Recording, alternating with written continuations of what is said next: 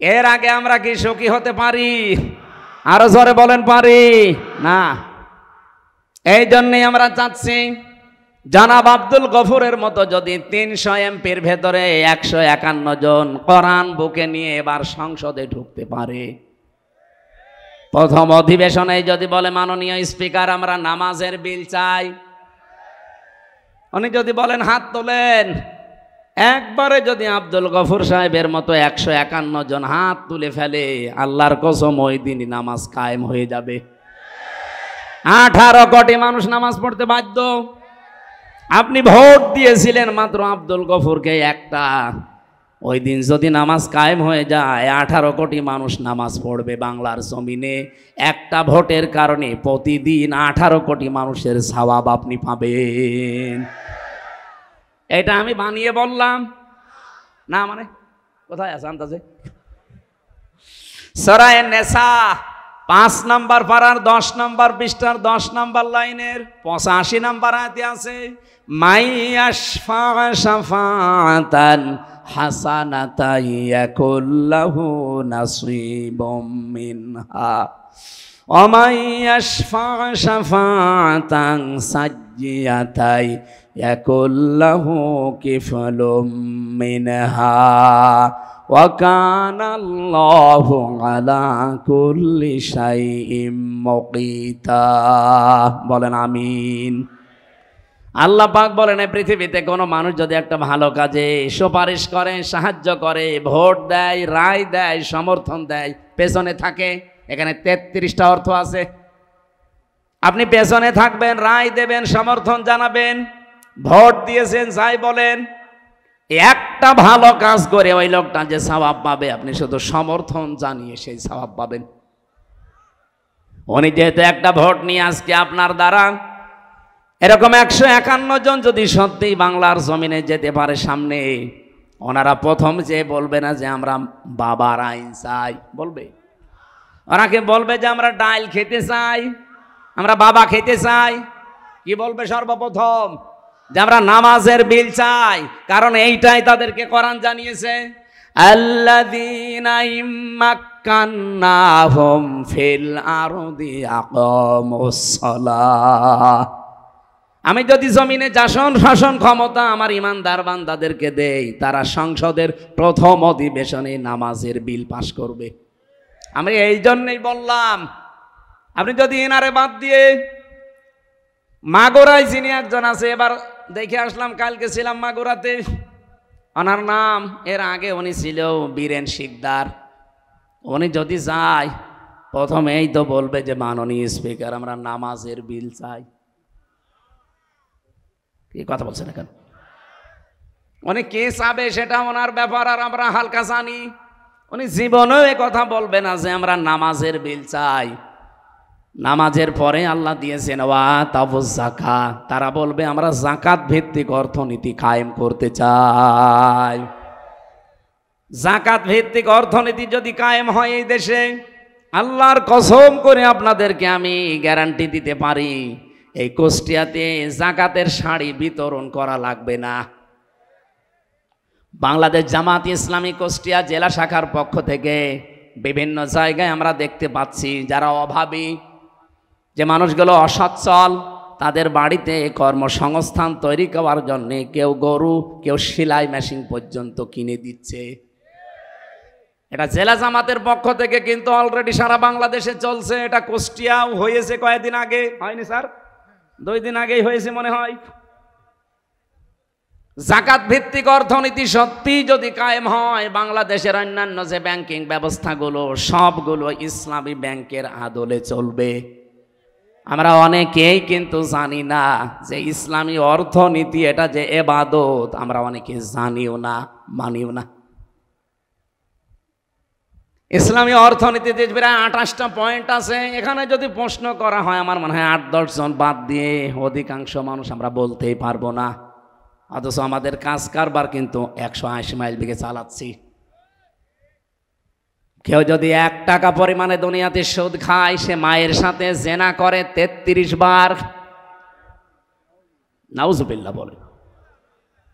কত হাজি সাহেব, কত আলেমকে পর্যন্ত আমরা দেখছি এরা ইসলামী ব্যাংকে কাজ কারবার করতে চায় না। ওরা করে সোনালী, রূপালী, চৈতালি। চৈতালি ব্যাংক আছে, ওইটাও হবে। যত রকমের ব্যাংক আছে সব যদি জাকাত ভিত্তিক অর্থনীতি বাংলাদেশে কায়েম হয়, সব চলবে ইসলামী ব্যাংকের এই আদলে।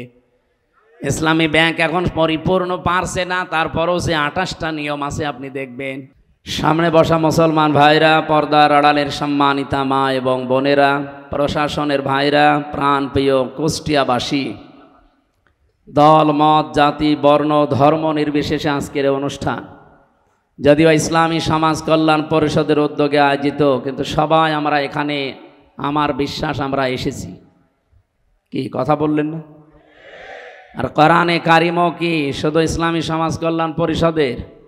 হাদা বায়ানুল লিন্নাস, এ কোরআন মানুষ পদবাচ্চে যারা বিবেচিত তাদের জন্য। কোরআনের আলোচ্য বিষয় কি বলেন তো? মানুষ। এই জন্য কোরআনে কারিমের ভেতরে সবচাইতে বেশি আলোচনা এসেছে মানুষ নিয়ে। মিনহা খালাকনাকুম ওয়া ফিহা নুঈদুকুম ওয়া মিনহা নুখরিজুকুম তারাতান উখরা। আল্লাহ তাআলা বলেন, এই মাটি দিয়ে আমি তোমাকে বানিয়েছি। কি দিয়ে? সরাসরি আল্লাহ আমাদের মাটি দিয়ে বানাননি, আমাদের বাবাকে বানিয়েছেন, হযরত আদম আলাইহিস সালাম। মাটির ভেতরে যে জিনিসগুলো পাওয়া যায়, বিজ্ঞান এখন গবেষণা করে জানাচ্ছে যে কমপক্ষে 10টা জিনিস মাটির ভেতরে পাওয়া যায়। আপনি দেখবেন মাটির ভেতরে অক্সিজেন আছে, সিলিকন আছে, অ্যালুমিনিয়াম আছে, আয়রন আছে, ক্যালসিয়াম আছে, পটাশিয়াম আছে, সোডিয়াম আছে, ম্যাগনেসিয়াম আছে, নাইট্রোজেন আছে, হাইড্রোজেন আছে। অথচ শুধু মাটি দিয়ে বানিয়েছে, এতটুকুই শেষ হবে? এর ভেতরে কমপক্ষে 10টা জিনিস পেলাম। বাবার স্ফলিঙ্গ দিয়ে দ্রুত গতিতে যে পানিটা বের হয়ে আসে, বিজ্ঞান এখন প্রমাণ করছে এই নাপাক পানি দিয়ে আল্লাহ 4টা জিনিস বানায়: চুল, রগ, হাড় আর পর্দা। মায়ের রেহেমের ভেতরে যেখানে সন্তান থাকে ওখানে একটা পানির নাপাক থলি আছে, ওই জায়গা থেকে আল্লাহ রাব্বুল আলামিন আরও 4টা জিনিস তৈরি করেন: রক্ত, গোশত, চর্বি আর চামড়া। 4 4 8 আর ওদিকে 10, কত হয় বলেন? আল্লাহ রাব্বুল আলামিন নিজের পক্ষ থেকে 5টা জিনিস দান করেন: ওয়াজআলা লাকুমুস সামআ ওয়াল আবসারা ওয়াল আফইদা ইলা আখিরি আয়া। এটা সূরা নাহলের 78 নম্বর আয়াতের মাঝের অংশে আছে। 14 নম্বর পারা, 14 নম্বর পৃষ্ঠার 14 নম্বর লাইনে আছে। আল্লাহ বলেন, শ্রবণ শক্তি, দর্শন শক্তি, বাক শক্তি, আকেল শক্তি আর ঘ্রাণ শক্তি, এই 5টা আমি আমার রব নামের কারণে তোমাকে দান করি। তাহলে ওদিকে 10, ওইদিকে 8, 4 4 8 আর এদিকে 5, কত হয়? 23টা জিনিস দিয়ে আমাদের এই 3.5 হাত বডি বানানো। এরপরও বিভিন্ন প্রক্রিয়া আছে, 40 দিন 40 দিন 40 দিনে যেটা পাল্টায়। আপনি একটু খেয়াল করার জন্য আমি এটা বললাম। আমাদেরকে আল্লাহ মাটি দিয়ে সরাসরি না বানিয়ে আদম আলাইহিস সালাম থেকে শুরু করে এ পর্যন্ত যত মানুষ আমরা দুনিয়ায় এসেছি সব আমরা মাটির নির্যাস দিয়ে তৈরি। কি দিয়ে? এই জন্য পুরা কোরআন শরীফের ভেতরে সবচাইতে বেশি আলোচনা আপনি দেখবেন মানুষ। কি নিয়ে? ওয়ালাকাদ কাররামনা বানি আদম। সূরা বানি ইসরাইলের এই ৭০ নম্বর আয়াতের ভেতরে এটা আছে যে অবশ্যই আমি বনি আদম সন্তানকে সম্মান দিয়েছি। আল্লাহ তাআলা বলেন না যে আমি মুসলমানকে সম্মান দিয়েছি, না, বনি আদম সন্তান যারা ধর্মীয়ভাবে যে কোনো ধর্ম সে মানতেই পারে, কিন্তু সে সম্মানিত। আমরা লক্ষ্য করে দেখলাম এই 54 বছরে বাংলাদেশ স্বাধীন হওয়ার পর, বিশেষ করে এই 15.5 বছরে সবচাইতে এই সম্মানিত মানুষের সম্মান নিয়ে সিনিমিনি খেলা হয়েছে বেশি। আগামীতে যেন এই সম্মান নিয়ে আর কেউ সিনিমিনি খেলতে না পারে সেই ব্যবস্থা আমাদের করা লাগবে না? এটা শুধু মোনাজাতেই হয়ে যাবে? বলেন। আমার আজকের তেলাওয়াতকৃত আয়াত শুনে আপনারা হয়তো আঁচ করতে পেরেছেন যে এ তো সেই জন্মের পর থেকে শুনছি না। এর ভেতরে কিছু গুরুত্বপূর্ণ আধুনিক তথ্য আছে। আমরা এই কথাগুলো আজকে কোরআন এবং হাদিস আর বিজ্ঞানের সাথে মিলিয়ে বের করব ইনশাআল্লাহ। যেহেতু কোরআনের আলোচ্য বিষয় মানুষ, সে মানুষকে আল্লাহ নিজে সম্মান দিয়েছেন। মসজিদে নববীতে বিশ্বনবী বসা আছেন, একটা লাশ যাচ্ছিল, নবীজি দাঁড়িয়ে গেলেন। সাহাবায়ে কেরাম বলেন, হে রাসূল আপনি দাঁড়ালেন কেন? এটা ইহুদির লাশ। নবীজি বললেন, ইহুদি তাতে কি হয়েছে, ও তো মানুষ, আল্লাহর বান্দা, আমি মানুষের সম্মানে দাঁড়িয়েছি। বলেন সুবহানাল্লাহ। যে নবী মরা মানুষকে সম্মান দিতে দাঁড়িয়ে যায়, সেই নবীর উম্মত আমরা অনেকেই দাবি করি জীবিত মানুষদের সম্মান ও দুনিয়ায় ঠিক রাখি নাই। ইন্নাল্লাযীনা আমানু ওয়া আমিলুস সালিহাতি উলাইকা হুম খায়রুল বারিয়া। আল্লাহ বলেন, নিশ্চয় যারা ঈমান আনার পরে আমলে সালেহ করে, যত সৃষ্টি আমি তৈরি করলাম তাদের ভেতরে তারা খায়রুল বারিয়া, সর্বোত্তম সৃষ্টি। এই সর্বোত্তম যারা পৃথিবীতে ঈমান আর সৎ আমল করে, তাদেরকে নিয়ে আমরা সব চাইতে বেশি অপমান করার চেষ্টা করেছি। এটা আমি বাংলাদেশের কথা বলছি না, অন্য দেশের কথা বলছি। সুতরাং আমাদের সিদ্ধান্ত নেওয়ার সময় অলরেডি এসে গেছে। আগামীতে এ বাংলাদেশে কেউ যেন এই সম্মানিত সৃষ্টির সম্মান নিয়ে অন্তত কেউ সিনিমিনি খেলতে না পারে। এই জন্য দল মত দেখা যাবে না। দল মত ভাব বাদ দিয়ে মানুষের সম্মান কারা, মানুষের অধিকার কারা রক্ষা করবে, এই মানুষগুলোর পেছনে থাকা আমার মানবতার দাবি, ইমানের দাবি। আমি কথা বোঝাতে পেরেছি? আল্লাহ বোঝার তৌফিক দিন, বলেন আমিন। সবাইকে নিয়ে ভাই আল্লাহর দরবারে শুকরিয়া জানাচ্ছি, যিনি সবার জন্য কোরআনে কারিম দিলেন। বলেন আলহামদুলিল্লাহ। আরো জোরে বলেন আলহামদুলিল্লাহ। যে আয়াত দিয়ে সকলের সম্মান কামনা করলাম, ওয়ারফা'না লাকা যিকরাক, এরপরে দুইটা আয়াত আছে। আমরা কয়েক মিনিটে এই দুইটা আয়াতের আধুনিক কিছু কথা আশার সঞ্চার হওয়ার জন্য বলতে চাই, এরপরে তাফসিরে যাব। আল্লাহ রাব্বুল আলামিন বলেন, ফাইন্না মা'আল উসরি ইসরান, ইন্না মা'আল উসরি ইসরা। এই আয়াত আমি জন্মের পর থেকে আমরা অনেকেই পড়েছি। এখানে গুরুত্বপূর্ণ কয়েকটা আশার সঞ্চার করার জন্যে মেসেজ আল্লাহ দিয়েছেন, যেটা আমি এর আগে নিজেও জানতাম না। যেহেতু জেনেছি, আর বাল্লিগু আন্নি ওয়ালাউ আয়া, একটা আয়াত যদি জানা থাকে মানুষের কাছে পৌঁছিয়ে দাও, সেই নিয়ত নিয়েই বলছি। আপনি দেখবেন আপনার ভালো লাগবে। আল্লাহ পাক বলেন, অবশ্যই কষ্টের পরে সুখ। আবার রিপিট করে বললেন, অবশ্যই কষ্টের পরে সুখ। বাংলা অর্থ শুনে কিছু বোঝা যাচ্ছে? কিছুই বোঝা যাচ্ছে না।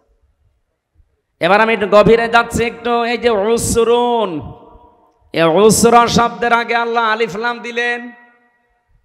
আলিফ লাম 4 প্রকার হয় আরবি গ্রামার অনুযায়ী। এখানে যেটা আছে তার লাম নির্দিষ্ট করার জন্যে, আলিফ লাম এটা মারিফা করার জন্য আল্লাহ দিয়েছেন। আল্লাহ উসরুনের আগে দিলেন আমার কোনো সমস্যা না, আমার প্রশ্নও না। প্রশ্ন আমার মার পরে কেন দিলেন? এখানে যারা আলেম আছে তাদেরকে বলছি, মার পরে আল্লাহ দিলেন, এটাও আমার প্রশ্ন ছিল না। আল্লাহ কেন ইন্নার পরে দিলেন? এর আগে আবার ফা দিয়েছেন। এতগুলো কথা কিন্তু বলা লাগতো না। আমরা যারা আলেম আছি, উসরুন ইসরা এ বললেই বুঝে ফেলতাম। আলিফ লামও দেওয়া লাগতো না, মা দেওয়া লাগতো না, ইন্না দেওয়া লাগতো না, ফাও দেওয়া লাগতো না। সাধারণ মানুষ হয়তো এটা টের পাননি, কিন্তু আলেমরা তো টের পাচ্ছেন। কেন কষ্টের প্রথমে আল্লাহ আলিফ লাম দিয়ে নির্দিষ্ট করে দিলেন? এটা তাফসিরে ফি জিলালিল কোরআনে পাবেন। আল্লামা সাইয়্যিদ কুতুব রহমাতুল্লাহ আলাইহি লিখেছেন। এই কথা বলেন কেন? এদিকে তাকান। দাঁড়িয়ে থাক, ওইভাবে শোনেন, শুধু কি বলতেছি শোনেন। আল্লাহ উসরুনের আগে আলিফ লাম দিয়ে, এর আগে মা দিয়ে নির্দিষ্ট করে দিয়েছেন, অবশ্যই যদি কেউ একটা কষ্ট দুনিয়ায় সহ্য করে, আর ওই কষ্টটা যদি 3টা কারণে হয়, একটা কষ্টের সাথে সাথে আমার আল্লাহ, যেহেতু মা মানে সাথে সঙ্গে, ওই একটা কষ্টের সাথে আল্লাহ কমপক্ষে 10 থেকে 70টা শান্তি জড়িয়ে রেখেছেন। এ পর্যন্ত বোঝেননি? এবার আমি আরেকটু গভীরে যাচ্ছি। এই পৃথিবীতে কষ্ট পেলে আপনাকে আল্লাহ 10 থেকে 70টা শান্তি, সুখ, কল্যাণ দিয়ে দেবে না, বিষয়টা এমন না। কষ্টটা যদি আপনি 3 কারণে পেয়ে থাকেন। কয় কারণে? আমি যা বলছি বিশেষ করে ফি জিলালিল কোরআনে পাবেন বেশি, আর তাফসিরে বাইজাবি থেকে ওই আরবি গ্রামের কোডগুলো পাবেন। জেলখানায় 3টা বছর আমি বেশিরভাগ পেয়েছিলাম, যেহেতু এই 2টা তাফসির, ফি জিলালিল কোরআন আর তাফহিমুল কোরআন, এই জন্য এইগুলো আমার আয়ত্ত আছে একটু বেশি, অন্যান্যগুলো তো পড়তে পারি নাই। সাজ্জাদ কুতুব রহমতুল্লাহ আলাইহি বলেন, 3টা কষ্টের পরে, 3টা কারণের পরে যদি আপনি একটা কষ্ট সহ্য করতে পারেন দুনিয়ায়, মাস্ট বি, অবশ্যই এ দুনিয়া আখেরাত মিলে আপনাকে আল্লাহ 10 থেকে 70টা শান্তি ভোগ করাবে। বলেন তো কষ্ট সহ্য করা লাগবে কয়টা? না 3টা বছর মানে বছরুন, এর আগে আলিফ লাম দিয়ে নির্দিষ্ট করে দিলে একটা। কয়টা? আবার বলছে কষ্ট কয়টা, কারণ কয়টা? 3টা। বলেন বলেন। যে কোনো কারণে কষ্ট পাবেন, আপনি শান্তি পেয়ে যাবেন না। হাসিনাও তো কষ্ট পেয়েছিল যাওয়ার দিন, কি কান্না দেখেছি। আমার তো মনে হচ্ছিল স্বামী মরে গেল, ওভাবে কানে নাই। যাই হোক, কষ্ট পেয়েছে এই জন্য কেঁদেছে। এই মানুষের কষ্ট দেখে হাসতে নেই, একটু কান্নাকাটি আপনিও করেন। যেহেতু সে কষ্ট পেয়েছে বলে কেঁদেছে, তার এই কষ্টের সাথে আল্লাহ 70টা সুখ বরাদ্দ করে রেখেছেন, এটা আপনি কোরআনে নেই। আমি এই জন্য 3টা কারণ পড়লাম তাফসিরে। 1 নম্বরে যদি আপনি দুনিয়াতে কষ্ট পেয়ে থাকেন আল্লাহর জন্যে, 2 নম্বরে আপনার কষ্ট যদি হয় রাসূলুল্লাহর জন্যে, 3 নম্বরে আপনার কষ্ট যদি হয় মানবতার জন্যে। বলেন তো, উনি যেদিন চলে যায় এই 3টার একটাও ছিল। ওনার কষ্ট আল্লাহর জন্যে না, রাসূলুল্লাহর জন্যেও না, মানবতার জন্য তো নাই। যদি মানবতার জন্য কষ্ট পেতেন তাহলে 2732 জন মানুষ মেরে ফেলতেন না। তাহলে মাস্ট বি, যেহেতু আল্লাহ ইন্না দিয়েছেন, এই জন্য আমরা বিশ্বাস করি যারা দুনিয়াতে একটা কষ্ট আমরা সহ্য করেছি, কেউ আল্লাহর জন্যে, কেউ রাসূলুল্লাহর জন্যে, কেউ মানবতার জন্যে, দুনিয়া আখেরাতে অবশ্যই আল্লাহ 70টা করে শান্তি আমাদেরকে সামনে দিয়ে রেখেছেন। এটা অবশ্যই আপনি দুনিয়া আখেরাত মিলে পাবেনই, এই জন্য আল্লাহ রিপিট করেছেন। এবার সিস্টেম অপর পৃষ্ঠায় দেখুন। আপনি যদি দুনিয়াতে একটা সুখ ভোগ করেন, এদিকে তাকান, আপনি যদি একটা সুখ দুনিয়াতে ভোগ করেন, আর এই সুখটা যদি হয় অবৈধ সুখ, এক একটা সুখের জন্য কমপক্ষে আপনাকে 70টা করে কষ্ট দুনিয়া আখেরাতে ভোগ করা লাগবে। সুখ কয়টা? আরো জোরে। সুখটাকে বৈধ না অবৈধ? আপনি যদি সুখটা বৈধভাবে ব্যবহার করেন, পৃথিবীতে ভোগ করে যান, আপনার জন্য 70টা অশান্তি, দুঃখ, কষ্ট না নেই। কিন্তু সুখ যদি অবৈধ হয়, অবশ্যই আপনার জন্য 70টা কমপক্ষে দুনিয়া আখেরাত মিলে অশান্তি, দুঃখ, কষ্ট, অপমান, অপদস্থ এগুলো রেডি হয়ে আছে। মাল উসরি ইসরা, একটার পর একটা পেতে থাকবেন। এই যে যারা পরকীয়া প্রেম করেন, এখানে সুখ নেই,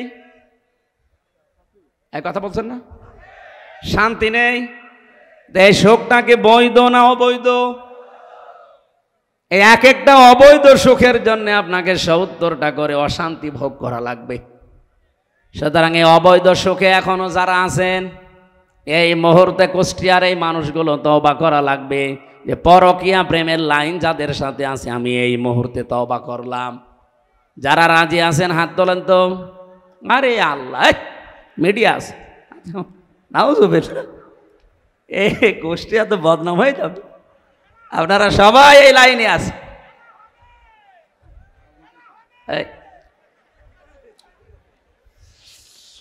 কুষ্টিয়াবাসী, আমি হাসির জন্য বলি নাই, এ অবৈধ সুখে আমরা জানছি, দেখতে পাচ্ছি। আজ হাজার হাজার মানুষ মনে হচ্ছে 180 মাইল বেগে দৌড়াচ্ছেন, 2-3টা ছেলে মেয়ের মা, এরপরে উনি চলে যাচ্ছে আর একজনের সাথে। উনি অবশ্যই সুখ শান্তি সেখানে কিছু না কিছু পেয়েছেন। এক কথা বলছেন না কেন? আর ওই সুখটা কি অবৈধ না বৈধ? এরকম অবৈধ সুখে যারা আছেন এখনই থামেন ওখানে, এক্ষুনি থেমে যান, ফুল স্টপ। নাই তো একটার জন্য দুনিয়া আখিরাত মিলে আপনি 70টা অশান্তি দুঃখ কষ্ট ভোগ করা লাগবে। এবার আমি বাস্তব একটা কথা বলছি, এদিকে তাকান। এই 15.5 বছরে যারা দায়িত্বে ছিলেন, বলেন তো এই ক্ষমতা কি বৈধ ছিল না অবৈধ? অবৈধ ছিল, তার বাস্তব প্রমাণ আমি নিজে। আমার 33 বছর এখন বয়স, 92-তে আমার জন্ম। 18 বছর থেকে যদি আমি ভোট দেওয়া আরম্ভ করতাম, 3 বার ভোট দিতে পারতাম, একবারও পারি নাই। একবার না জেলে ছিলাম, মাফ করে দিলাম, বাকি 2 বার, বলেন বাকি 2 বারও পারি নাই। তার মানে এই 3 টার্মে কোনো ভোট হয়নি। হয়নি তার প্রমাণ আপনাদের এখানে যিনি ছিল উনি কে? কথা বলছেন না কেন? অথচ তারা কিন্তু সুখ পেয়েছে, শান্তি পেয়েছে। এই আমলা বাজারে কত সুখ তারা ভোগ করেছে। মেহেরপুর ভেড়া মারা মিলে কত সুখ তারা ভোগ করেছে। বলেন তো এই সুখ এই শান্তিগুলো কি বৈধ না অবৈধ ছিল? তাহলে এক একটা অবৈধ সুখ ভোগ করেছেন যারা, সে যেই হোক, একটার জন্য কমপক্ষে 70টা করে অশান্তি আপনার জীবনে আল্লাহ দেবে। এরপরে আপনি চট করে ঢুকে পড়বেন। আপনি কি বোঝেন না হা করে আছেন? অনেকে দেখছি না, যেই বলে যে আমি চট করে আসতেছি, কিছু মানুষ পাগল হয়ে যায়, মনে আছে এখনই হয়ে যাবে। আরে ভাই, কোরআন শরীফের আয়াত, এক একটা সুখ যারা অবৈধ ভোগ করেছেন, 70টা অশান্তি আপনার জীবনে আল্লাহ দেবে। এরপরে তো চট করে আসবেন, এসে আপনি শান্তি পেয়ে যাবেন। তা আমরা কি ঘোড়ার ঘাস কাটছি? আমরা যে 15.5 বছরে এত কষ্ট পেলাম, এক একটা কষ্টে যদি 70টা শান্তি থাকে, তা আমাদের তো এখনো এত শান্তি হয়নি। এই কথা বলছে না কেন? আর আমার যতটুকু বিশ্বাস এই বাংলার মানুষের ওপরে, আমরা এই দেশে তখন পরিপূর্ণ সুখ পাবো, শান্তি পাবো, যখন 56,000 বর্গ মাইলে আল্লাহর কোরআন কায়েম হয়ে যাবে। এর আগে আমরা কি সুখী হতে পারি? আরো জোরে বলেন, পারি না। এই জন্যই আমরা চাচ্ছি জনাব আব্দুল গফুরের মতো যদি 300 এমপির ভেতরে 151 জন কোরআন বুকে নিয়ে এবার সংসদে ঢুকতে পারে। প্রথম অধিবেশনে যদি বলে, মাননীয় স্পিকার আমরা নামাজের বিল চাই, উনি যদি বলেন হাত তোলেন, একবারে যদি আব্দুল গফুর সাহেবের মতো 151 জন হাত তুলে ফেলে, আল্লাহর কসম ওই দিনই নামাজ কায়েম হয়ে যাবে।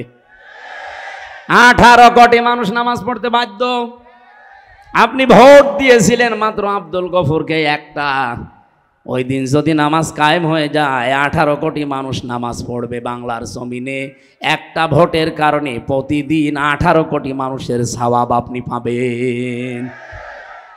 এটা আমি বানিয়ে বললাম না, মানে কোথায় আছে আন্দাজে? সূরা আন-নিসা 5 নম্বর পারার 10 নম্বর পৃষ্ঠার 10 নম্বর লাইনের 85 নম্বর আয়াতে আছে, মাইয়াশফা শাফাআতান হাসানাতান ইয়াকুল্লাহু নাসীবুম মিনহা ওয়া মাইয়াশফা শাফাআতান সাজ্জিয়াতান ইয়াকুল্লাহু কিফলুম মিনহা ওয়া কানাল্লাহু আলা কুল্লি শাইইন মুকিতা। বলেন আমিন। আল্লাহ পাক বলেন, এই পৃথিবীতে কোনো মানুষ যদি একটা ভালো কাজে সুপারিশ করে, সাহায্য করে, ভোট দেয়, রায় দেয়, সমর্থন দেয়, পেছনে থাকে, এখানে 33টা অর্থ আছে। আপনি পেছনে থাকবেন, রায় দেবেন, সমর্থন জানাবেন, ভোট দিয়েছেন যাই বলেন, একটা ভালো কাজ করে ওই লোকটা যে সওয়াব পাবে আপনি শুধু সমর্থন জানিয়ে সেই সওয়াব পাবেন। উনি যেহেতু একটা ভোট নিয়ে আজকে আপনার দ্বারা এরকম 151 জন যদি সত্যি বাংলার জমিনে যেতে পারে সামনে, ওনারা প্রথম যে বলবে না যে আমরা বাবার আইন চাই, বলবে ওনাকে বলবে যে আমরা ডাইল খেতে চাই, আমরা বাবা খেতে চাই। কি বলবে সর্বপ্রথম? যে আমরা নামাজের বিল চাই, কারণ এইটাই তাদেরকে কোরআন জানিয়েছে, আল্লাযীনা ইম্মাক্কান্নাহুম ফিল আরদি আকামুস সালাহ।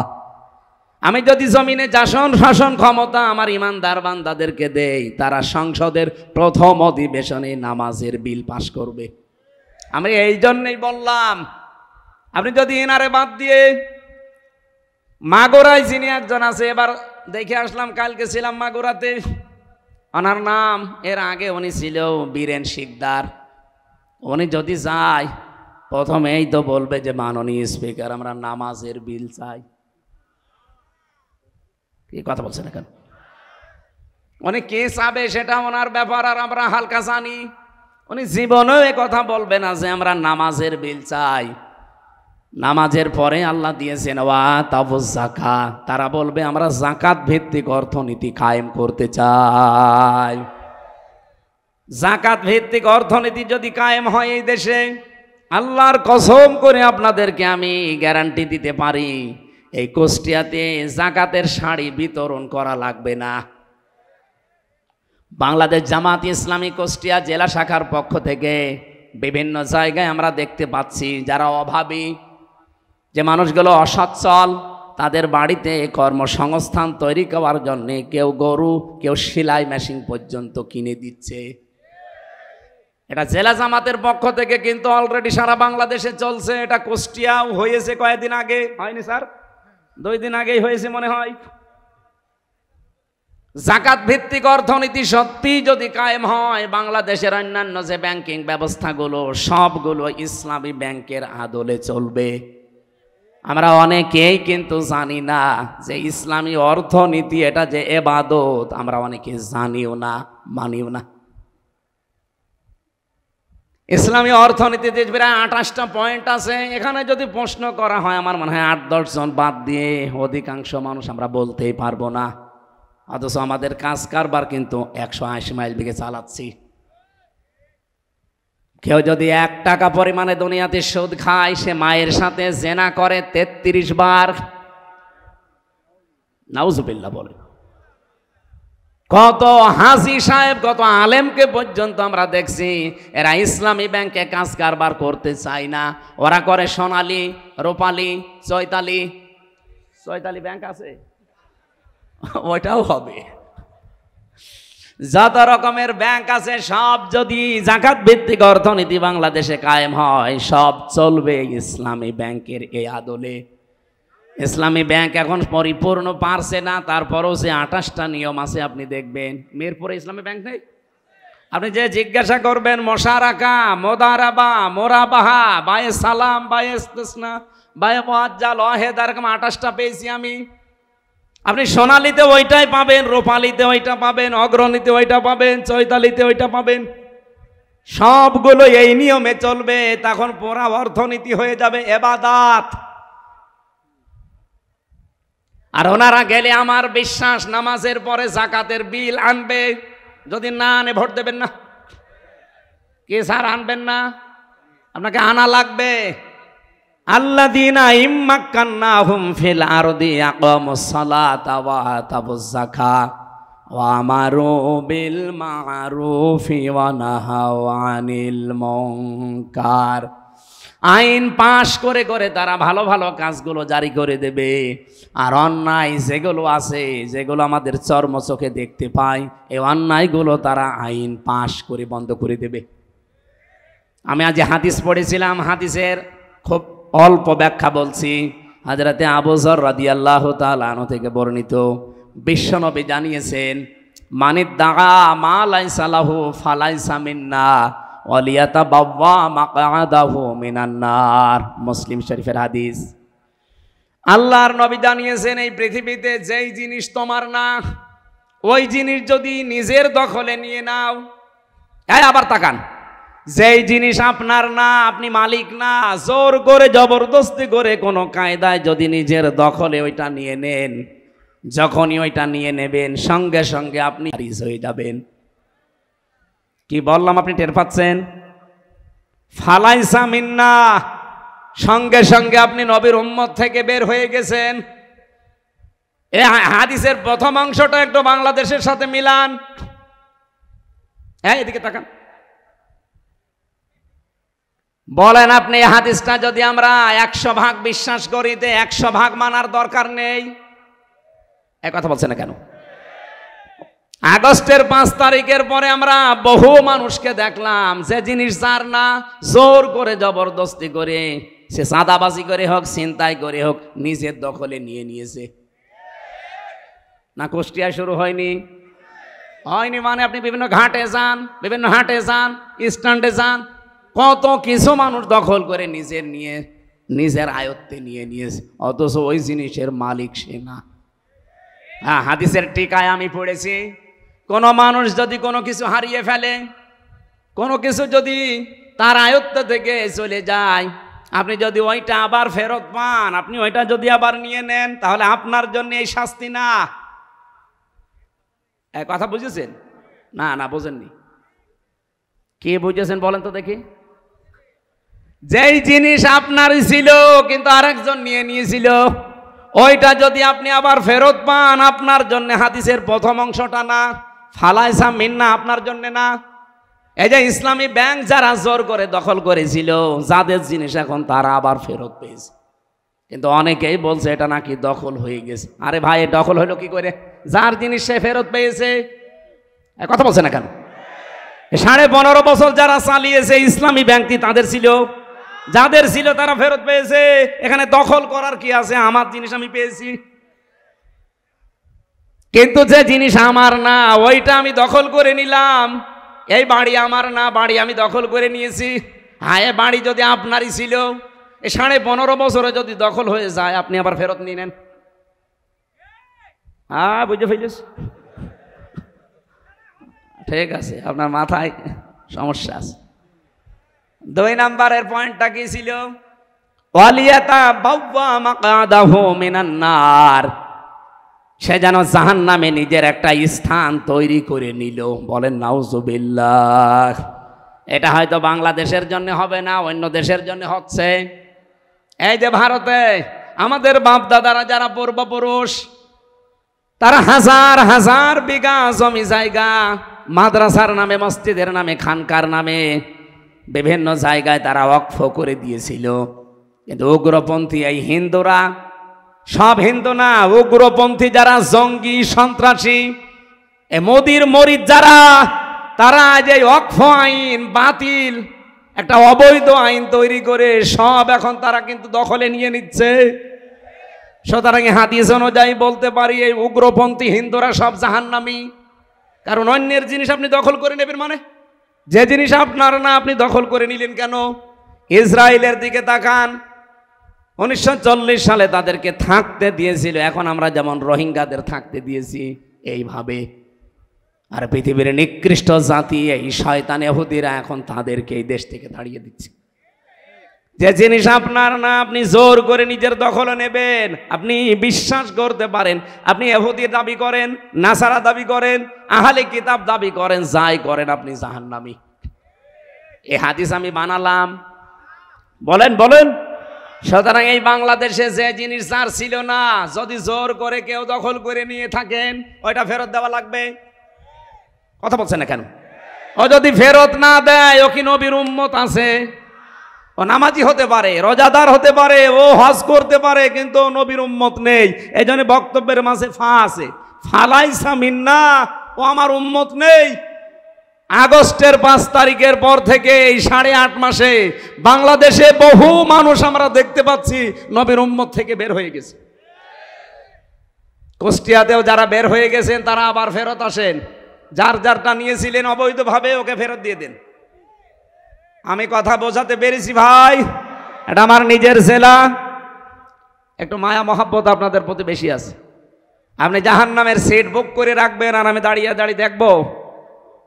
সুতরাং আপনাকে আহ্বান জানাচ্ছি, অবশ্যই আমলটা শুরু করেন। যার যেটা নিয়েছিলেন যদি ওটা আপনার না থাকে, আপনার যদি থেকে থাকে আপনি আবার ফেরত নিয়েছেন, অসুবিধা নেই।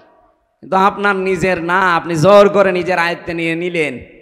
কত মানুষ এখনো এই কাজ চালিয়ে যাচ্ছে বিভিন্ন জায়গায়। এ জেলায় যদি এখনো শুরু না হয়, মেহেরপুরে হয়েছে, চুয়াডাঙ্গায় হয়েছে। আল্লাহর ওলি তো সবই বুঝে ফেলছে, আলহামদুলিল্লাহ। এইরকম শ্রোতা থাকলে তো ওয়াজ করে মজা পেতাম। সব বুঝে ফেলছে, আর আমরা অনেকে এখনো কিছুই বুঝি নাই। দেখেন এখানে অনেক মানুষ বসে আছে, বলছে হুজুর আমি এখনো কিছু বুঝি নাই। এদিকে আসেন, আসে। আপনাকে বুখারী শরীফ দিয়ে, মুসলিম শরীফ দিয়ে, কোরআন শরীফ দিয়ে হবে না। কি শরীফ লাগবে? বুখারী শরীফ লাগবে। আমি সহ যারা এখানে এসেছি, রেকর্ড হচ্ছে সারা দুনিয়ায়, যেখানে ছড়াচ্ছে, আমরা যেন এই হাদিসের উপরে আমল করতে পারি। যে আশার সঞ্চার করেছিলাম যে একটা দুঃখ কষ্ট যদি আমরা সহ্য করি, তিনটা কারণে মাস্ট বি আমাদের সামনে আল্লাহ ৭০টা শান্তি অপেক্ষা করাচ্ছে। আর যারা অবৈধ শান্তি পেয়েছিলেন, একটা এরে একটু বাড়ি পাঠান, অথবা মুখ ধরে রাখবেন, কথা বলবেন না। অবৈধ একটা সুখ যদি দুনিয়ায় ভোগ করে থাকেন, আল্লাহর কসম পৃথিবীতে আপনাকে ৭০টা অশান্তি ভোগ করা লাগবে। আমরা আজ দেখতে পাচ্ছি অনেকে এখনো সামনে অবৈধ অশান্তি ভোগ করার জন্যে, অবৈধ সুখ ভোগ করার জন্যে, শান্তি পাওয়ার জন্যে বিভিন্ন কায়দা কৌশল করছে। না, এটা হতে দেওয়া যাবে না।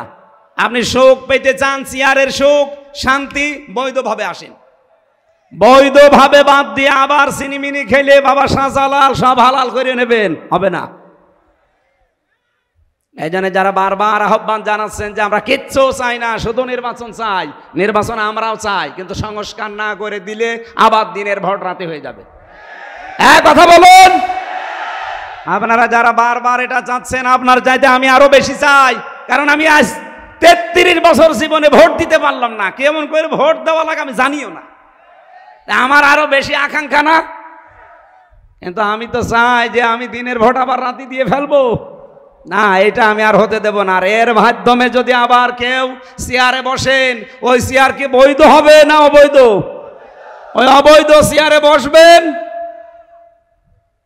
আপনি বসেন না বসেন আপনার দরকার নেই। যারা বসতে চায়, যারা এরকম অবৈধ চেয়ারে বসে সুখ শান্তি পেতে চান, একটা কয়টা অশান্তি ভোগ করা লাগবে? বলেন বলেন।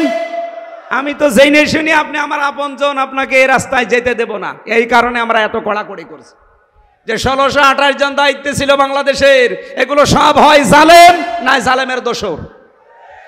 কথা বলা লাগবে, প্রত্যেককেই পাল্টাতে হবে। এগুলো যদি কালকে সব পাল্টিয়ে ফেলেন, পরশুদিন নির্বাচন দিয়ে দেন, কোনো অসুবিধা নেই।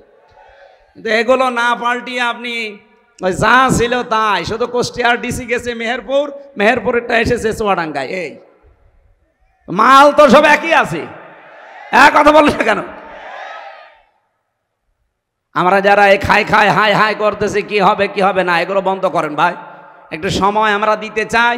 সংস্কারটা যেই কয়দিন লাগে, যদি 2 মাস লাগে 2 মাস লাগবে, যদি একদিন লাগে একদিনই শেষ। যারা দায়িত্বে আছে ওনাদেরকে আমরা চাই জীবনেও না, আমরা চাই নির্বাচিত যারা তারা আসবে, তাহলে যারা বাইরে বসে বসে ষড়যন্ত্র করছে ওদের ষড়যন্ত্র বন্ধ হবে। কিন্তু পরিষ্কার না করে একটা উপন্যাস পড়ছিলাম, বাসার ঘরে স্ত্রী বসে আছে, দাদি শাশুড়ি গিয়ে বলছে ওই নাচবো, আমি কিন্তু পতি চাই।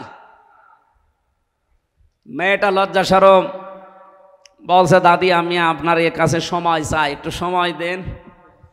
শাশুড়ি এসে বলছে দেখেন বৌমা কি করবা জানি না, আমার কিন্তু নাতি চাই। বলছে মা আপনিও একটু সময় দেবেন না? দেবর আর ননদ এসে বলছে ভাবি কি করবা জানি না, আমাদের কিন্তু ভাতিজা চাই। ঠিক আছে। স্বামী এবার ঘরে এসে বলছে বউ আমি ঘুমালাম, আমার বেবি চাই। গমটা ফেলে দিয়ে বলছে সব কি পাগলের বংশ? কারো নাতি চাই, কারো পতি চাই, কারো ভাতিসা চাই, কারো বেবি চাই, আর এসে তুমি ঘুমিয়ে পড়ো। আমি কি ডাউনলোড করে নিয়ে আসবো? সব হবে। 10 মাস 10 দিন সময় দেওয়া লাগবে না? হয়েছে কয়দিন? 8 মাস 15 দিন। কারণ আজকে 20 তারিখ, 5 দিন তো বাদ। কথা বলছে না কেন? আরো 3 দিন বাদ দেন, 8 মাস 12 দিন হয়। 8 মাস 12 দিনে ছেলে মেয়ে হলে কি হবে? সুস্থ হবে। সুতরাং 10 মাস 10 দিন সময় দেন। এর ভেতরে আমরা চাই যেখানে যেইটা আছে, অন্তত যতগুলো দিয়েছিল এদেশের রাজনৈতিক দলেরা, সবগুলো না করলেও 10টা করেন। গুরুত্বপূর্ণ 10টা জায়গা, এগুলো পরিবর্তন করে দেন। কালকেই নির্বাচন দিয়ে দেন, কোনো অসুবিধা নেই। কিন্তু যেই ডিসি, যেই এসপি, যেই টিওনো, যেই ওসি, সেগুলো সব ঠিকই আছে। আমার রিমান্ডে যে পিটিয়েছিল টাঙ্গিয়ে 11 ঘন্টা মাজায় দড়ি লাগিয়ে, সে এখন সাতক্ষীরার এসপি। জিনিস তো একই আছে। ঢাকারটা পাঠিয়েছে সাতক্ষীরায়, সাতক্ষীরারটা পাঠিয়েছে কুষ্টিয়ায়। এই জিনিস তো তারাই যারা 15 বছরে এই জালেমাকে সাহায্য করেছে। কথা বলেন না কেন? আপনি তাদের আন্ডারে আবার চান মানে আবার ওই দিনের ভোট রাতে করবেন? দিনের ভোট রাতে করলেও আমাদের অসুবিধা নেই, কিন্তু ক্ষমতায় যারা যাবেন তারা তো বৈধ না, অবৈধ। কথা বলছেন না কেন? আরে অবৈধ শান্তি যদি কেউ ভোগ করে, একটা কি হয় আপনি দেখতে পাচ্ছেন না? এই বুবু অবৈধ শান্তি ভোগ করে তো কপালে এই দুর্গতি। আজ আগস্টের 5 তারিখের পর থেকে এপ্রিলের 15 তারিখ পর্যন্ত আমি জানি এদেশে 27 বার চেষ্টা চালিয়েছে দেশ যেন ব্যর্থ হয়ে যায়। বুবুর একটা আকাঙ্ক্ষাও পূরণ হয়নি, সব গুড়ে বালি। কারণ আল্লাহর ঘোষণা ছিল কি, একটা অবৈধ সুখ ভোগ করলে কতগুলো অশান্তি পাওয়া লাগবে। অশান্তি, দুঃখ, অপদস্থ, অপমান, এগুলো কমপক্ষে 70টা। 15.5 বছরে বুবু সহ যারা দায়িত্বে ছিল, তারা যদি 50টা সুখ ভোগ করে অবৈধ, কয়টা বলেন? আরো জোরে বলেন। এক একটা সুখের কারণে যদি 70টা অশান্তি হয়, 50টায় কত হয়? 3500। আপনি হিসাব করে দেখেন, 3500 কষ্ট, দুঃখ, অপমান, অপদস্থ, গ্লানি আপনার জীবনে আসবে। এরপরে আপনি চট করে আসবেন, আপনাকে চেয়ারে দেব। এত দুঃখ পেতে পেতে আপনি অন্তত কব্বরে চলে যাবেন। আর আমরা এক একটা দুঃখের কারণে, কষ্টের কারণে শান্তি পাবো আল্লাহর পক্ষ থেকে কয়টা? 70টা। যদি এই 15 বছরে 15টাও অশান্তি পেয়ে থাকি, কষ্ট পেয়ে থাকি, এক একটাই 70টা, হিসাব করেন তো। 15টা বললাম মাত্র। এতগুলো শান্তি আমি এখনো পাইনি। সুতরাং এই শান্তি আমি বিশ্বাস করি আমরা পাবো যারা আল্লাহর জন্যে, রসুল্লাহর জন্যে আর মানবতার জন্যে এই কষ্ট দুঃখ পেয়েছি। মাস্ট বি আল্লাহ আমাদেরকে এতগুলো শান্তি দুনিয়ায় দেবেই। এই জন্য মার পরে আল্লাহ এই শব্দটা লাগিয়েছেন। আমি আশা করছি আপনারা কথা বুঝেছেন। আল্লাহ রাব্বুল আলামিন, আমি ওয়ারাফা'না লাকা যিকরাকের পরে এই আশার সঞ্চার করার জন্য আয়াতটা বললাম। আল্লাহ আমাদেরকে যেন, অনেকে হতাশ হয়ে যাচ্ছে, না হতাশার কিছু নেই। ওয়ালা তাহিনু ওয়ালা তাহজানু। আলেমরা নেই এখানে? কত আলেম বসে আছে? ওয়ালা তাহিনু ওয়ালা তাহজানু, এতটুকু আল্লাহ শেষ করে দিতে পারতেন। এরপরে অন্য শব্দ লাগালে আমি আয়াতটাও বলতাম না। গুরুত্বপূর্ণ তথ্য আছে এখানে একটা। রব্বুল আলামিন বলেন, ওয়ালা তাহিনু ওয়ালা তাহজানু, আমার নির্দেশ, আমার অর্ডার। সূরা আলে ইমরান 139 নম্বর আয়াতে আছে, কোনো ভয় নেই, কোনো চিন্তা নেই, হতাশাগ্রস্ত হওয়া যাবে না। ওয়া আনতুমুল আ'লাউনা। যারা আরবি গ্রামার বসে, বালাগাত মান্তিক পড়ায়, শব্দটা ছিল ওয়া আনতুম আল আ'না, আল আ'লাউনা। মুবতাদা, খবর। আমরা সব সময় জানি মুবতাদা যদি মারেফা হয়, খবর হবে নাকিরা। আল্লাহ আনতুম দিতে পারতেন, এরপরে আলিফ লাম না দিয়ে আ'নাউদা দিতে পারতেন। আলিফ লামটা এমন জায়গায় লাগিয়েছেন আল্লাহ রাব্বুল আলামিন। এই নাকেরা শব্দটা যখন, নাকেরা শব্দটা যখন নির্দিষ্ট হয়ে যায় আলিফ লাম দিয়ে, তখন ইফিদুল হাসরা, হসরের ফায়দা দেয়। বাংলা অর্থ তখন দাঁড়ায়, এই পৃথিবীতে তোমরা বিজয়ী হবে। শুধু হবে না, শেষে হস্যাই দেওয়া লাগবে। আল্লাহ বলেন চিন্তা তো নেই, ভয়ও নেই, তোমরাই বিজয়ী হবে। গ্যারান্টি দিচ্ছে কে? একটা শর্ত আল্লাহ শুধু লাগিয়েছেন, এই কারণে আমরা পারছি না। শর্তটা কি? ইন কুনতুম মুমিনিন, যদি মমিন হও। প্রশ্ন আসতে পারে, আমি তো মমিন আছি। আমরা মমিন আছি, আমরা আব্দুল মমিন। উনি যেমন শুধু গফুর না, উনি আব্দুল গফুর। ওনারে শুধু গফুর বলতে পারবেন? উনি গফুরের বান্দা। আমরা মমিন আছি কিন্তু আব্দুল মমিন, মমিনের বান্দা। আমাদেরকে আমার আল্লাহ পাক যে মমিন হওয়ার নির্দেশ দিয়েছেন, ওই মমিন হওয়া লাগবে।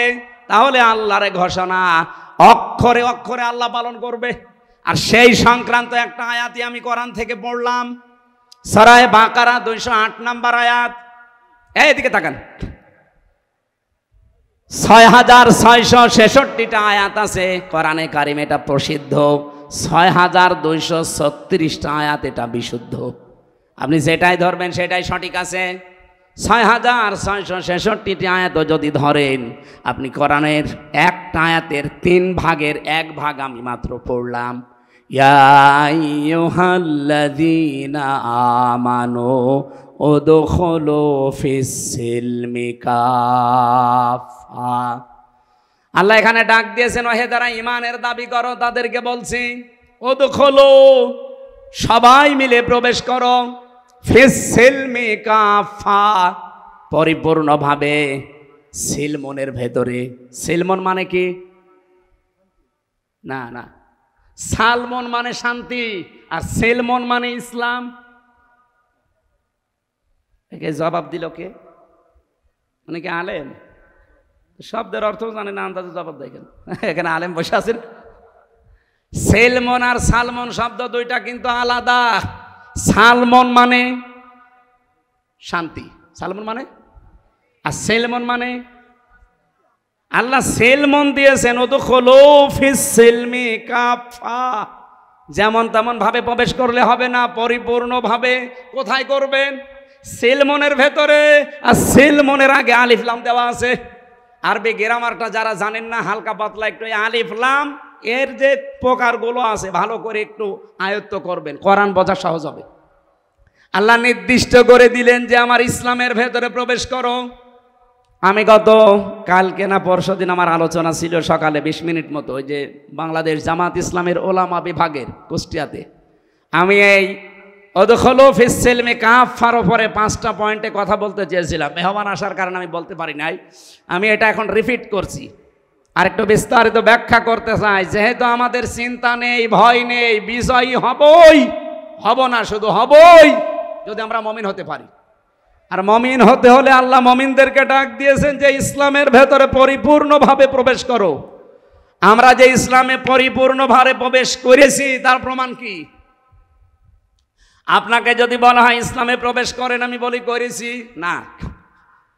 কোরআন শরীফের ভেতরে এই সিলমন শব্দের ব্যাখ্যা আমি যত জায়গায় পেয়েছি, আমার জীবনে আমি এই শব্দটা নিয়ে প্রায় 42টার উপরে তাফসির মিলিয়েছিলাম। আমার এই ছোট জীবনে আমি মিলাতে মিলাতে 42টা মুফাসসিরের সামারাইজ পেয়েছি। এ পৃথিবীতে কোনো মানুষ যদি 5টা বিষয় মানতে পারে, সে যেন নিজে বিশ্বাস করে যে আমি পরিপূর্ণ ইসলামে প্রবেশ করেছি। আপনি দেখেন তো আপনি কয়টায় প্রবেশ করেছেন?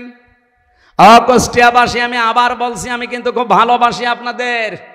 যদিও আপনাদের এই জেলায় যারা দায়িত্বে ছিল এর আগে আমাকে এই 15টা বছরে জেলায় ঢুকতে দেননি। কোথায় তারা? আজ দোয়া করছে আল্লাহ তাদেরকে হেদায়েত দিয়ে ফেরত নিয়ে আসুক। আর যদি হেদায়েত না থাকে যেন তিনি তার কাছে তুলে নেয়। হেদায়েত না থাকলে আবার আসলে ওই ক্যান্সারের মতো সমস্যা হবে। এই জন্য হেদায়েত যদি কপালে থাকে আল্লাহ যেন ফেরত নিয়ে আসে। হেদায়েত না থাকলে ও ছাতা মাতার দরকার নেই, তারা যেন আল্লাহর কাছে সরাসরি চলে যায়। এজন্য খুব ভালোবাসা নিয়ে বলছি, আমরা চাই প্রত্যেকে আমরা পরিপূর্ণভাবে ইসলামে প্রবেশ করব, না আংশিক? বলেন পরিপূর্ণভাবে যদি কেউ ইসলামে প্রবেশ করতে চান, প্রথমে তাকে মানা লাগবে, আল্লাহর কাছে সে যেন আত্মসমর্পণ করে। এই ব্যাখ্যায় আমি পেয়েছি সূরা বাকারার 131 নম্বর আয়াত। রব্বুল আলামিন বলেন, ইয ক্বালা লাহু রাব্বুহু আসলিম ক্বালা আসলামতু লিরাব্বিল আলামিন। বলেন আল্লাহু আকবার। আমাদের জাতির পিতা যিনি হযরত ইব্রাহিম আলাইহিস সালাম, রব্বুল আলামিন তাকে বলেছিলেন আত্মসমর্পণ করো। তিনি বললেন আমি আত্মসমর্পণ অলরেডি করে ফেলেছি। কিভাবে করেছিলেন? গাছের মাথায় বসে কোড়াল দিয়ে তিনি কাঠ কাটছিলেন। আল্লাহ পাক বলেন ইব্রাহিম আত্মসমর্পণ করো। উনি বলেন কিভাবে? বলেন ওখান থেকে খাতনা করো। গাছের মাথায় বসে কোড়াল দিয়ে খাতনা করে ডাক দিলেন আসলামতু লিরাব্বিল আলামিন। মহাবিশ্বের প্রতিপালক ওই আল্লাহর কাছে আমি আত্মসমর্পণ করে ফেলেছি। শুধু করব তা না, আসলাম তো এটা মাঝি, আমি করে ফেলেছি। এখন থেকে আমার নিজের ইচ্ছা মতো আর কিছু হবে না, আল্লাহর ইচ্ছাই আমার ইচ্ছা। এইরকম মন যদি আপনি তৈরি করতে পারেন ইব্রাহিম নবীর মতো, উনি তার সন্তানদেরকেও এইটাই শিখিয়েছিলেন। আমরা যেহেতু ইব্রাহিম নবীর রুহানি সন্তান, এদিকে তাকান, ওয়াসাসা বিহা ইব্রাহিম বানিহি ওয়া ইয়াকুব ইয়া বানিয়া ইন্নাল্লাহা আস্তাফা লাকুমুদ্দীন ফালা তামুতুন্না ইল্লা ওয়া আনতুম মুসলিমুন। স্মরণ করো ওই সময়ের কথা যখন তার সন্তান ইব্রাহিম আলাইহিস সালাম, তার সন্তান ইয়াকুব, হযরতে ইব্রাহিম এবং ইয়াকুব তার নিজের সন্তানদেরকে ওসিয়ত করছিলেন, উপদেশ দিচ্ছিলেন, এই ওয়াজ করছিলেন, হে আমার কলিজার টুকরার সন্তানেরা। বোনাইয়া বলা হয় আদরের সন্তানকে, ইয়া বোনাইয়া বললেন হে আমার কলিজার টুকরার সন্তানেরা। আমরা যারা আমাদের সন্তান আদিকে ভালোবাসি, এই কথা বলে বলে তাদেরকে আপনি আজ ফেরত নিয়ে আসেন। ইন্নাল্লাহ, অবশ্যই আল্লাহ, ইস্তফা, মনোনীত করেছেন, লাকুমুদ্দিনা, তোমাদের জন্য দিনকে। দিন মানে রাতের পরে যেটা আসবে ওইটা। বলেন বলেন, দিন মানে কি? দিনের প্রায় 19টা অর্থ আমি পেয়েছি। দিন মানে কি, এটা যেহেতু গুরুত্বপূর্ণ একটা বিষয়। আর কবরে যাবার পরেই মার রব্বকার পরে 2 নাম্বার প্রশ্ন হবে মা দিনুকা, তোমার দিন কি? দিন মানে শুধুমাত্র রাতের পরে দিন আসে এই দিন না। দিন মানে ধর্ম, দিন মানে রাষ্ট্রীয় ব্যবস্থা, দিন মানে আনুগত্যের বিধান। একটা একটা সবগুলো অর্থ আপনি কোরআনে পাবেন। দিনের এতগুলো অর্থ আমার আল্লাহ নিজে কোরআনে করেছেন। আমি প্রায় 19টা লিখেছি এখানে। একটা করে তথ্য বলতে গেলে অনেক সময় লাগবে, এই জন্যে হয়তো এদিকে যাওয়া যাচ্ছে না। তারপরে একটু হালকা বলা দরকার। দিনের যতগুলো অর্থ গুরুত্বপূর্ণ, তার ভেতরে দিন মানে, আমি একটা বলছি, আমি একটার উপরেই ব্যাখ্যা করব। দিন মানে জীবন ব্যবস্থা। দিন মানে কি? বলেন বলেন। কোরআনে কারিমে এরকম বহু আয়াত আমি সিরিয়াল হিসাবে পেয়েছি। আফা গায়রা দীনিল্লাহি ইয়াবগুন ওয়ালাহু আসলামা মান ফিস সামাওয়াতি ওয়াল আরদ তাওআন ওয়া কারহা ওয়া ইলাইহি ইরজাউন। দলিলগুলো লম্বা করা যাচ্ছে না, কারণ আমার 1 ঘন্টা সময় আর 5-7 মিনিট আছে। আমি এগুলো পয়েন্টগুলো বলছি। হযরত ইব্রাহিম এবং ইয়াকুব নবী তাদের সন্তানদেরকে যেটা বলেছিলেন, এটা শুধু সন্তানদের জন্য খাস না, যেহেতু কুম শব্দটা আছে, এই জন্য এর ভেতরে আমরা দুনিয়ায় যত মানুষ ইব্রাহিমের সন্তান, তারা আছি না নেই? তার মানে ওই আদেশটা, ওই নির্দেশটা, ওই উপদেশটা ইব্রাহিম নবী আমাদেরকেও দিয়েছিলেন। হে আমাদের কলিজার টুকরা সন্তানেরা, অবশ্যই তোমাদের জন্য আল্লাহ মনোনীত করেছে একটা দিন। এই পৃথিবীতে এখন 4500 ধর্ম আছে, দিন আছে। কয়টা? আমার খুতবা যারা শুনেছেন, প্রথম খুতবা কি ছিল?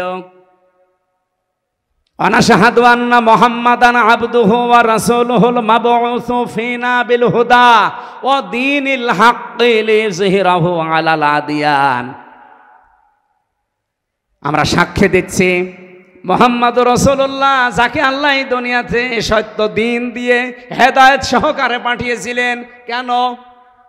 লিইয়ুযহিরাহু আলাদ-দীনি কুল্লিহি, লিইয়ুযহিরাহু আলাদ-দীনি আলাল আদিয়ান। দুনিয়ায় যত দিন আছে, আর আমি এই আলাল আদিয়ান শব্দটা ব্যাখ্যা করতে গিয়ে পেয়েছি তামাম দুনিয়াতে এখন দিন আছে, ধর্ম আছে ৪,৫০০।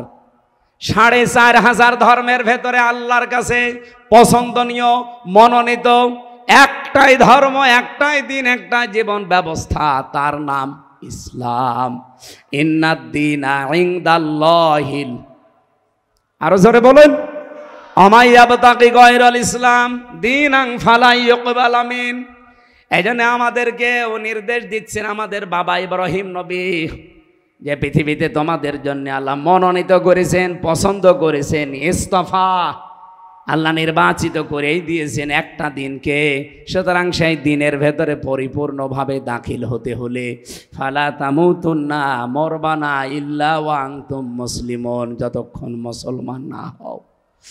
ইসলামের ভেতরে প্রবেশ করার প্রথম যে টার্গেটটা বললাম, আত্মসমর্পণকারী হওয়া লাগবে।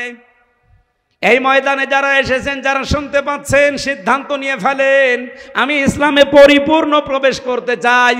এখন থেকে আমার মন মতো আর কোনো কথা কাজ হবে, আল্লাহর যেটা নির্দেশ ওইটাই আমার নির্দেশ, আল্লাহর যেটা চাওয়া ওইটাই আমার চাওয়া, এর নাম আত্মসমর্পণ। ২ নম্বরে, এখন দলিলগুলো এত লম্বা করা যাচ্ছে না, ২ নম্বরে পেয়েছি এখলাস। আপনার এখলাস লাগবে। নবীকে আল্লাহ আদেশ দিয়েছেন, ওমা উমিরু ইল্লা লিয়াবুদুল্লাহা মুখলিসিনা লাহুদ্দিন। ৩ নম্বরে আপনার লাগবে শুধু এখলাস হলে হবে না, আকীদা বিশুদ্ধ করা লাগবে। আমার মা বোনেরা যারা বসে আছেন, বহু মা বোনের আকীদার ভেতরে সমস্যা আছে। সন্তান যখন একটু দেরি করে হয় তখন তাদের আকীদা পাল্টিয়ে যায়, আল্লাহর প্রতি আর বিশ্বাস আকীদা থাকে না, তখন তাদের বিশ্বাস ভরসা আকীদা হয়ে যায় বিভিন্ন পীর ফকিরের উপরে। কবরে যায়, মাজারে যায়, তাবিজ নেয়, কত জায়গায় তারা দৌড়াচ্ছে সন্তানের ওসিলা করে। অথচ আমাদের জাতির পিতা হযরত ইব্রাহিম আলাইহিস সালাম প্রায় ৮৫ বছর পর্যন্ত বিয়ের পরে তার সন্তান হয়নি। কোনো দিন তিনি কোনো মাজারে গিয়েছেন, কোন কবরে, কোন পীরের কাছে? এই বলুন। মুসলমান মেয়েদের ভেতরে এখন বিশ্বাস পাল্টিয়ে যাচ্ছে, এরা তাবিজ ছাড়া কিছু বুঝতে চায় না। সেদিন বগুড়াতে এক লোক এসে আমারে বলছে, হুজুর আপেল পড়ে দেন। আমি সূরা ফাতিহা পড়ে ফু দিলাম, আমার কানের কাছে মুখ নিয়ে বলছে, হুজুর এমন ভাবে আপেল পড়বেন যেন ছেলে হয়। আপেল দিলাম ফেলে, আপেল কই ফেলে দিয়েছে কেন? আরে ভাই, আপেল পড়ে যদি ছেলে হয় তো আমার ম্যাডামের 3টা মেয়ে হইতো না, আমি শুধু ম্যাডামরে আপেল খাওয়াতাম। আপনি এসেছেন আমার কাছে আপেল পড়া নিয়ে ছেলে হওয়ার জন্য, আমি কি বসে থাকতাম? সম্মানিত মা বোনেরা, আকীদা সাফ করা লাগবে। এই বাংলাদেশে পুরুষদের ভেতরে এখন একটা আকীদা বদ্ধমূল হয়ে আছে যে ক্ষমতায় মনে হয় জনগণ দিতে পারে। এই আকীদা নেই আমাদের, এই বিশ্বাস আমাদের অনেকের নেই।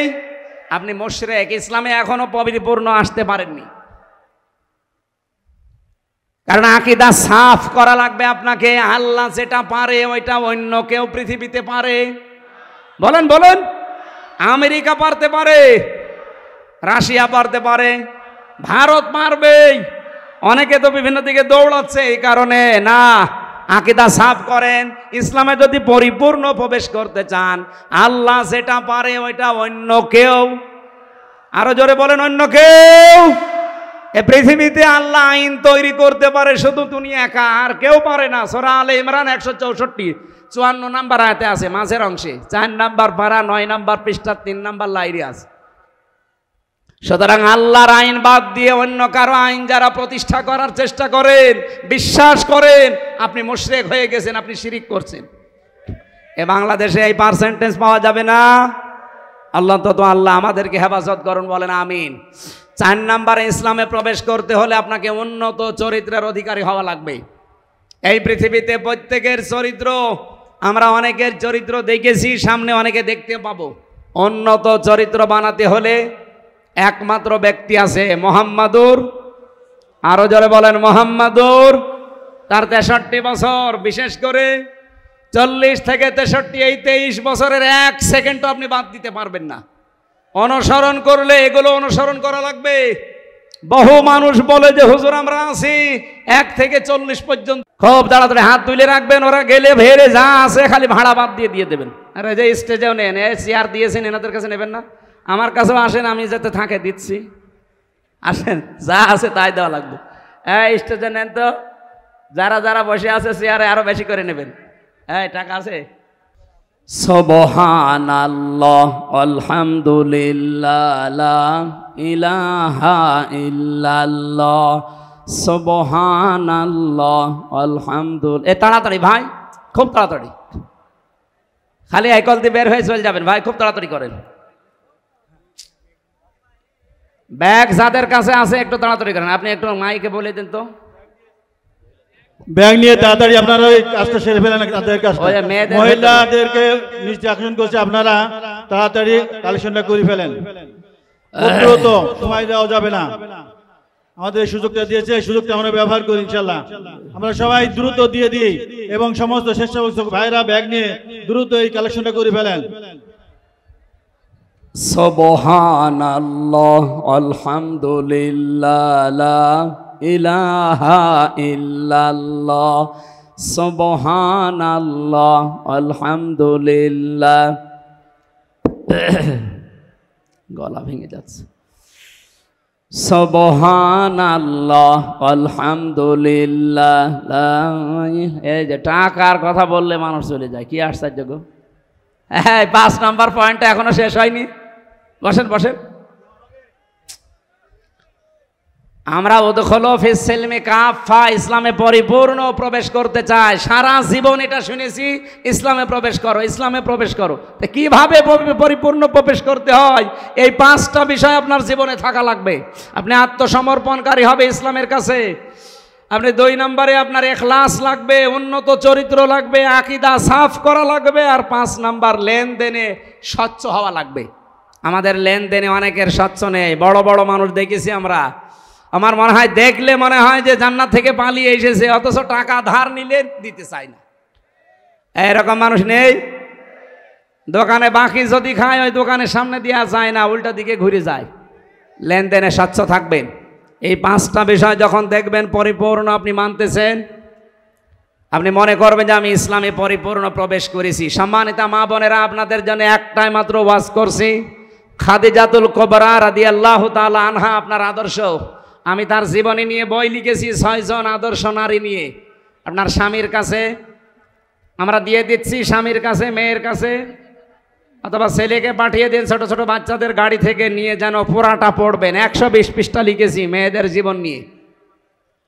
খাদিজাতুল কুবরা রাদিয়াল্লাহু তাআলা আনহা জীবনে 1 ওয়াক্ত নামাজ পড়েননি, একটা রোজা রাখেননি, জীবনে 1 দিনের জন্য পর্দায় ছিলেন না, একটা বার হজও করেননি, 1টা টাকা তিনি যাকাত দেননি। অথচ তাকে আল্লাহ জান্নাতে একটা ঘর বানিয়ে অলরেডি পাঠিয়েছে, তার জন্য সুসংবাদ। আর আল্লাহ নিজে এই মহিলাকে সালাম পাঠিয়েছে। তার পুরা জীবন আমি পড়ে একটা কারণ পেয়েছি, জীবনে কোনো দিন 1টা দিনের জন্য তিনি স্বামীর মনে দুঃখ দেননি।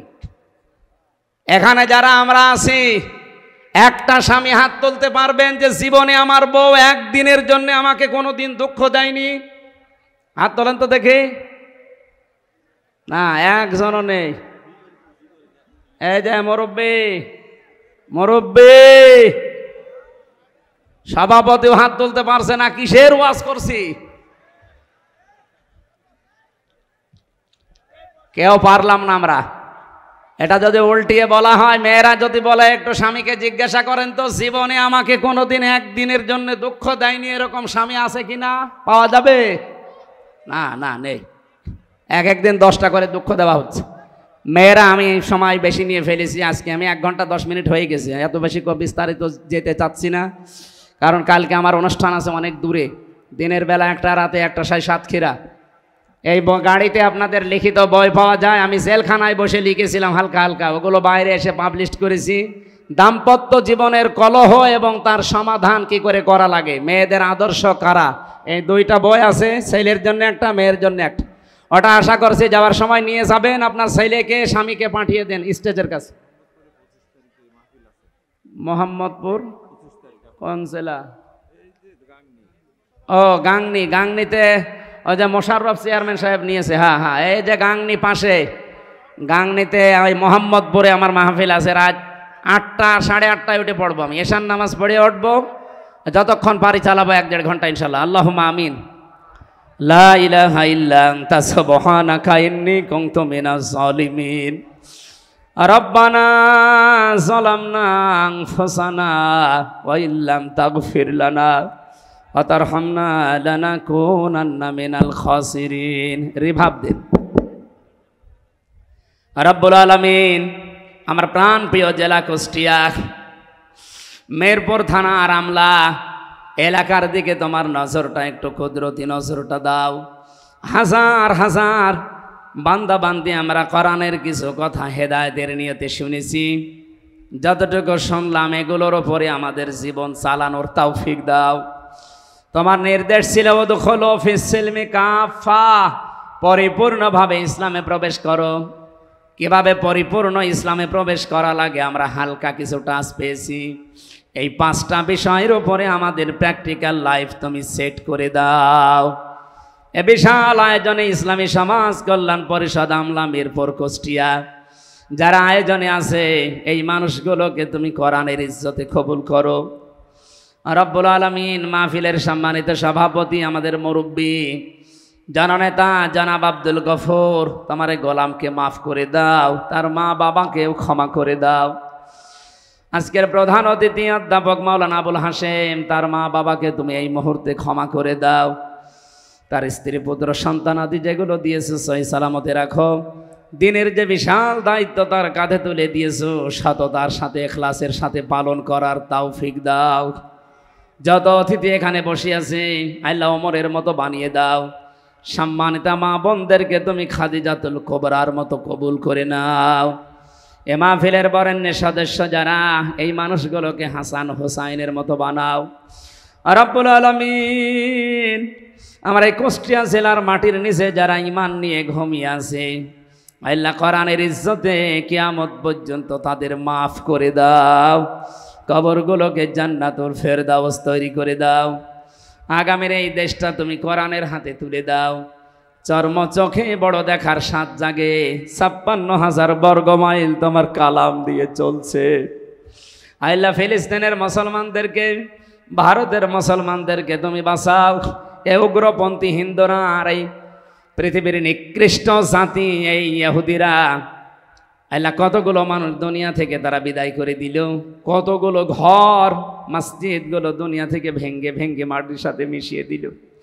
হেদায়েত তাদের কপালে থাকলে আল্লাহ দান করো, হেদায়েত না থাকলে তুমি মানচিত্র থেকে তাদেরকে মুছে দাও। বারাকাল্লাহু লানা ওয়া লাকুম ফিল কোরআনিল আযীম। প্রশাসনের যে ভাইগুলো আজকে দায়িত্ব পালন করেছে, আল্লাহ তাদের উপরে খাস রহমত নাজিল করো। আসমান জমিনের বালা মুসিবত থেকে আমাদের সবাইকে তুমি বাঁচাও। আলহামদুলিল্লাহি রাব্বিল আলামিন। সর্বশেষ জীবনের কথা যেন বলতে পারি, লা ইলাহা ইল্লাল্লাহু মুহাম্মাদুর রাসূলুল্লাহ। আসসালামু আলাইকুম।